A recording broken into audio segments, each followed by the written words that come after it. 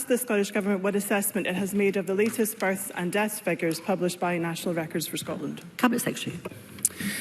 Scotland's changing demographic composition, in part driven by deaths continuing to outweigh births, as shown within NRS statistics, has significant implications for our future economy, communities and public services. And this government remains committed to responding to this challenge through delivering our population strategy overseen by the Ministerial Population Task Force.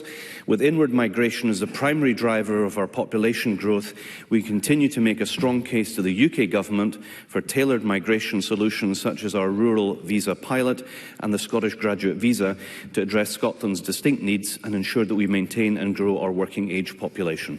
Elena Whittam.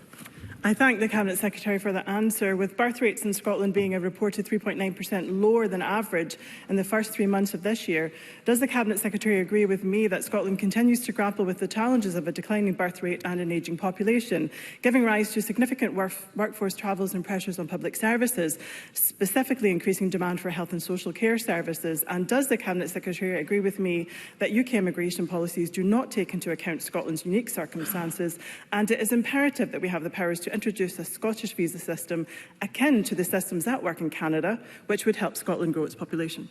Cabinet Secretary.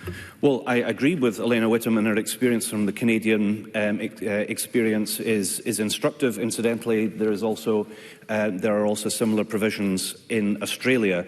I absolutely agree that we need immigration measures tailored to Scotland's distinct needs. If it's possible in those countries, I don't see why it's not possible here.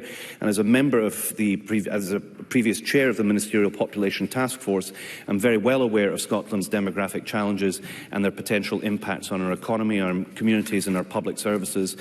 All of our current population growth comes from inward migration, and as a result, we've long made the case that Scotland needs bespoke migration solutions tailored to our distinct needs to enable us to adequately address these challenges.